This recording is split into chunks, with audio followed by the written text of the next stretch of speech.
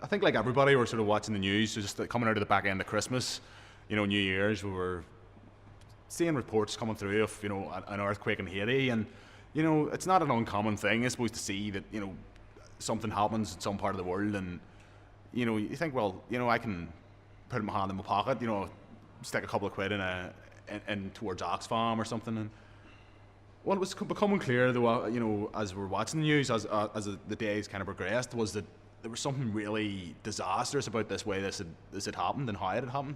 So I went to the BBC News site and then spent the next 2 hours watching videos and reading news reports and just becoming more and more horrified by the whole thing. And it wasn't really the sense that I wanted to do anything about it, other than because I was like, well, I have no money, I can't donate any money. And then I went on fast food and saw that Anto had posted up about doing a benefit gig. Just took a fairly sort of tentative post up, really, because I had I think has been well borne out. I had a fear that if I posted up a thing saying, let's put on a gig, I'd end up organising it, which wasn't really my plan at the time. I was thinking, well, I'll just, we'll turn up and play.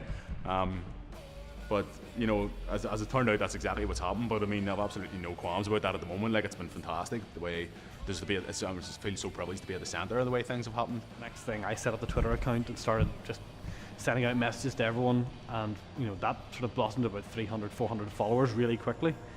So we had like a lot of local politicians, constantly retweeting anything that I put up there, which was really strange because politicians have never paid any attention to me before.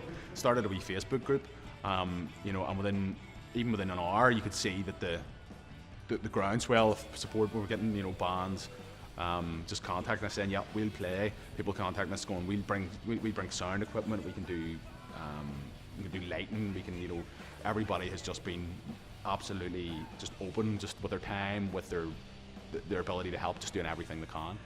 And it became really obvious to me that this was going to be much bigger than what we could put on in a venue of like 150 capacity. We needed somewhere really big, so that's when I said to Anto, like, we need to go as big as we can with this, and that the natural place to do it was the same place that the Tsunami gig was.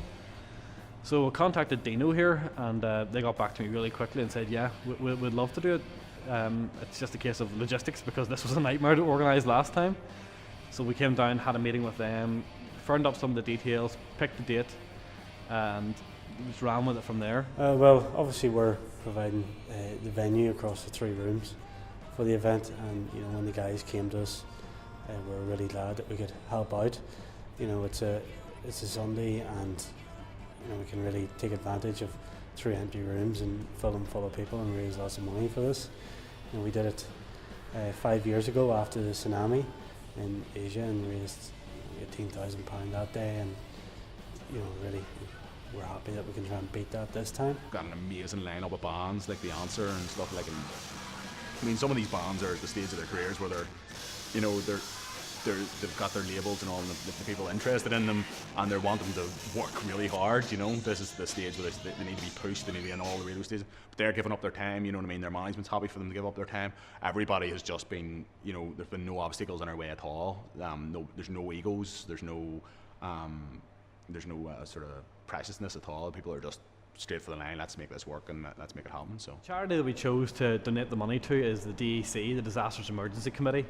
Rather than get into some sort of political debate as to which of the various charities to donate money to, we just picked the one that basically kicks into action whenever something like this happens.